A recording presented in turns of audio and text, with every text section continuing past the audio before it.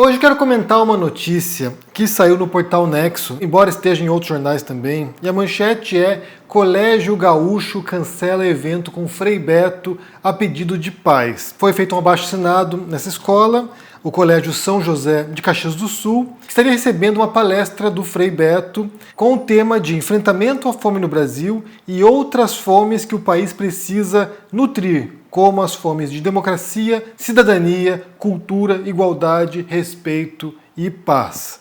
E aí, muitos pais desse colégio se opuseram à presença do Frei Beto lá. O abaixo-assinado recebeu 2.700 assinaturas e a alegação foi o seguinte, olha: Frei Beto é adepto da teologia da libertação e é militante de programas pastorais e sociais. Também escritor de diversos livros e artigos que podem ser consultados na sua biografia via internet, que se apresentam totalmente contra os valores que acreditamos ser importantes e essenciais na educação de nossas crianças. Eu vou reler aqui qual era o tema da palestra do Frei Beto, né?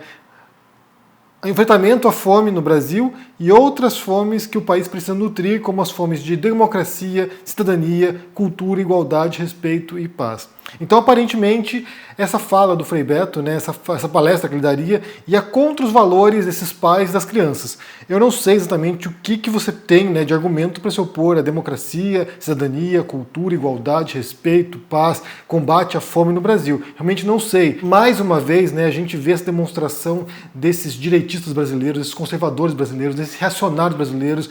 É uma expressão de ignorância completa em relação ao país no qual eles vivem. É uma demonstração de ignorância em relação ao que as pessoas dizem, na verdade, né? Ao que o Frei Beto diz, ao que militantes ou ativistas de direitos sociais e civis dizem. Esse texto desse abaixo-assinado que diz que o Frei Beto vai contra os valores dos pais, vai contra os valores dos pais e das crianças, dos alunos, diz muito mais sobre esses pais do que o Frei Beto vai falar. E a gente viu esse processo ao longo dos últimos anos, né? A gente tem observado essa tendência de conservadores ou reacionários de tentar silenciar vozes progressistas, vozes de esquerda, vozes que buscam pautas sociais. A gente viu muitos exemplos ao longo do governo Bolsonaro, mas antes disso também, de perseguição a professores nas escolas, né? Professores que eram considerados como esquerdistas ou como militantes de esquerda e que falavam, sei lá, sobre questões sociais, políticas, sobre o comunismo, por exemplo, que é um processo histórico que deve ser mencionado porque fez parte do século XIX, século XX, ou seja, professores que abordavam certos tópicos e que havia uma reação de alunos, às vezes, que se levantavam e, interrompiam a aula, enfrentavam o professor, e às vezes também de pais que chegavam até a ameaçar professores. E gente foi demitida, gente que foi afastada, gente que foi perseguida, exposta nas redes sociais. Então, assim, o movimento, por exemplo, Escola Sem Partido, né, que era basicamente para calar a boca de professores alinhados a pautas progressistas. Então a gente viu esse processo se dando. E ele não parou, obviamente, né? Embora com o Bolsonaro tenha sido fortalecido e com o governo Bolsonaro isso tenha sido chancelado por muita gente, mas com o fim do governo Bolsonaro não quer dizer que vai sumir do dia para a noite. No Rio Grande do Sul, por exemplo, Santa Catarina, Paraná, você tem, 3 estados que são bastante reativos, bastante reacionários em relação a certas pautas, e é claro que eles vão ver no Frei Beto aí um ativista esquerdista que quer doutrinar os alunos, né? E a gente tem que pensar um pouquinho na biografia do Frei Beto, né, que é, de fato, além de um sacerdote católico, ele é um militante realmente, fez parte do governo PT, ele é alguém que durante a ditadura foi preso. Tem um filme muito bom chamado Batismo de Sangue, sobre a história do Frei Beto e de outros colegas dele, outros padres que foram presos e torturados na ditadura. Eu até mencionei, acho que foi ano passado, ano retrasado, sobre esse filme, que eu falei que eu assisti 3 filmes em sequência, né, que foi O Ex-Companheiro, que foi Batismo de Sangue e foi o Marighella, que são 3 histórias que acabam se comunicando porque abordam o mesmo período e que abordam figuras que vão transitando ali nesse enfrentamento à ditadura no Brasil. Claro que em muitos casos eram de fato guerrilheiros, eram pessoas que estavam enfrentando a ditadura com força armada, né, com a luta armada, mas muitas pessoas estavam lutando com as ideias, estavam lutando com propostas sociais, que foi o caso do Frei Beto e de seus colegas que foram presos. Ele foi preso, torturado, e aí a história deles é bem pesada, né? Esse filme é bem forte, ele é bem impactante. Inclusive teve um caso envolvendo esse filme, que foi um professor, se não me engano, de história, que passou esse filme para os alunos, e aí houve protestos de pais contra o professor, que queriam a cabeça do professor. E aí ele foi lá e foi aplaudido pelos alunos, porque era um ótimo professor, afinal de contas, né? Então, assim, esse processo tem sido bastante recorrente, e a gente tem visto esse tipo de, entre aspas, boicote aqui contra figuras de esquerda ou de professores, militantes, ativistas, que estão sendo proibidos de ocupar certos espaços ou que estão sendo coagidos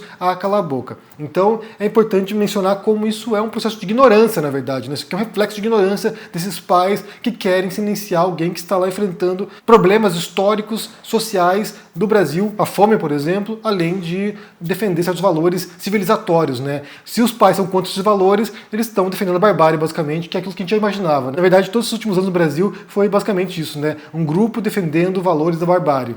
E aí, só para concluir esse vídeo, eu quero também comentar uma coisa, né? Porque dias atrás eu fiz um vídeo sobre o pastor Valadão, e aí eu mencionei algumas coisas sobre as religiões, sobre o catolicismo também, falei sobre a cruz como um símbolo de tortura romano que se torna um símbolo religioso depois. E teve um comentário aqui no meu canal que eu quero ler para vocês, até para desmistificar algumas ideias equivocadas sobre aquilo que eu falo quando envolve religião e cristianismo, né? O comentário foi do João Marcos, ele diz o seguinte aqui: Henry, ultimamente tenho percebido que para criticar o discurso de ódio camuflado em pregação religiosa, você tem atacado os símbolos religiosos e a religião. Seu comentário sobre a cruz, chegando a fazer um paralelo com a cadeira elétrica, particularmente me ofende enquanto católico, pois esse símbolo foi ressignificado com a morte e ressurreição de Jesus, no cristianismo, passando a ser o símbolo por onde a salvação veio a nós, além de demonstrar a união entre a dimensão terrena e divina. Você não precisa acreditar no cristianismo, mas, por favor, respeite a fé e os símbolos dos outros. Quer comentar algo? Saiba sobre o que está falando. Uma coisa é criticar o discurso de ódio, ou mesmo a atuação institucional das igrejas, eu incluo a Igreja Católica que eu participo, outra coisa é ofender símbolos religiosos, como você fez em relação à cruz, ignorando como os cristãos tratam esse símbolo. Você não precisa atacar a fé das pessoas e seus símbolos para criticar os religiosos extremistas. Então, para ficar bem claro aqui, eu não tenho o menor problema que você siga uma religião, que você seja católico, evangélico, sabe, qualquer outra vertente protestante, que você seja, sei lá, budista, muçulmano, se você seja, sei lá, da Wicca, qualquer coisa que você seguir, você tem o direito de acreditar no que você quiser. Tem inclusive o direito de acreditar na Terra plana, se quiser também. Aqui me recordo de uma frase do astrofísico Neil deGrasse Tyson, quando ele fala, né, você tem algum problema com terraplanistas? Ele diz o seguinte, olha, nenhum problema desde que o terraplanista não seja um diretor da NASA, por exemplo, né? Então, assim, eu acho que você tem o direito de acreditar no que você quiser, em fada, gnomo, Deus, anjos, o que se quiser. A questão é, quando eu menciono religião aqui, é o uso político da religião, né? É a infiltração de figuras políticas, ou de discurso religioso, ou de práticas religiosas no interior da política, porque isso vai impactar não apenas a vida dos religiosos, de quem segue, sabe, Igreja Católica, ou evangélica, ou outra religião, mas vai impactar na vida minha, que sou ateu e que não sigo essas religiões. Então, assim, eu não quero que um crente, um fiel religioso, um fundamentalista religioso, muitas vezes, dite aquilo que outras pessoas que não são religiosas devam fazer. Então, o primeiro ponto.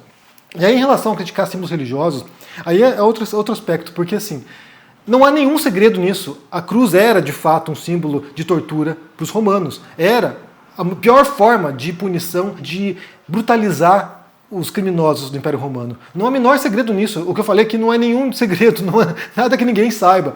E aí o que acontece também é que a Igreja Católica, de fato, explorou ao longo de milênios o sofrimento de Jesus. Se você for numa igreja hoje, se o João Marcos for numa igreja hoje, você vai olhar nas paredes ali, havia cruzes. São retratos que vão acompanhando em estações ali o sofrimento de Jesus, ele sendo martirizado, ele sendo punido, ele sendo crucificado. Então, assim, a Igreja Católica faz o tempo todo. Você vai numa Igreja Católica, você vai encontrar Jesus sangrando em inúmeras estátuas.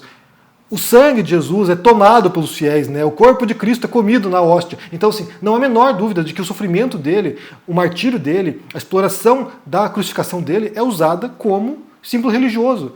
Então, assim, é a Igreja Católica que faz isso, não sou eu que faço isso, não sou eu que exploro o sangue de Jesus e a morte de Jesus. A Pietà, por exemplo, a Pietà é a Maria lá, a mãe de Jesus, com Jesus trupiado no colo dela. Então, assim, não sou eu que faço isso. Na verdade, é uma religião que explorou o sofrimento de Jesus. Claro que tem a narrativa mitológica da ressurreição depois, e isso vem redimir todo o sofrimento de Jesus. É o processo, né? É uma narrativa mitológica de fato, que é a queda e a ascensão, a queda e a ressurreição, a morte e a ressurreição, que não apenas aparece no cristianismo, mas em outras religiões também. Então, assim, isso está presente, mas o martírio de Jesus é um ponto central do cristianismo. Não há a menor dúvida disso. E para mim, É chocante, de fato, você ter um símbolo de suplício, um símbolo de tortura, um símbolo de morte, como um símbolo religioso. Mas claro que eu tenho direito de pensar isso, principalmente porque eu saí desse contexto, né? Eu cresci no contexto católico, eram símbolos que eu via o tempo todo, inclusive imagens, sabe, iconografia cristã, que eram chocantes para uma criança, Jesus tudo sangrando lá, a estátua dele, o corpo dele, né, todo cheio de sangue.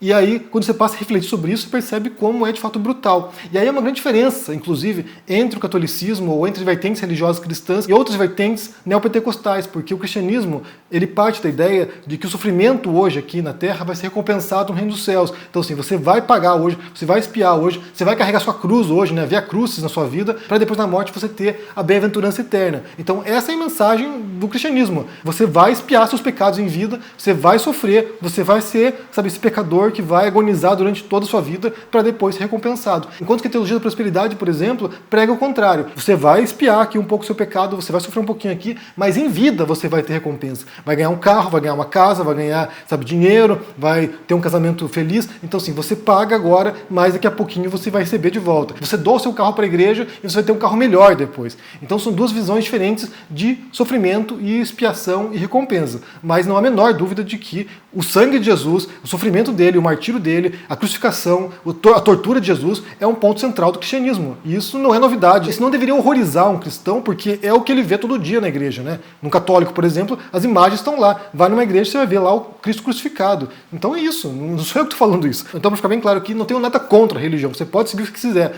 Inclusive, estou defendendo aqui o Frei Beto e o direito dele de se manifestar lá nessa escola, coisa que não vai acontecer porque foi cancelado. Sem contar também que as vertentes religiosas são muito complexas, são muito heterogêneas. Então, assim, há vertentes mais conservadoras, há mais progressistas, há aqueles que pensam no próprio bolso, que pensam, sabe, em certas camarilhas de seguidores, enquanto há outros que pensam no social, no coletivo, em ajudar o próximo. E há muitos pastores, e há muitos padres, há muitos sacerdotes que de fato estão preocupados com o outro, com a caridade, com ajudar o próximo, com ser bondosos, com pregar o perdão, com pregar o amor. Então a gente tem que pensar nisso. Há muita gente boa no interior da religião e há muita gente ruim nas religiões também. São coisas distintas, a gente tem que saber separar um do outro aqui também. Bem, de qualquer maneira, quero saber o que você pensa sobre essa história do Frei Beto sendo proibido de dar uma palestra numa escola do Rio Grande do Sul, porque ele vai contra os valores dos pais dos alunos. O que você pensa sobre isso? Deixa aqui embaixo no comentário, deixa o joinha, se inscreva no canal aqui, se torne um membro ou apoiador para uma força e também confira o meu livro novo com Carolina Arcari chamado Olga Descobre a Democracia.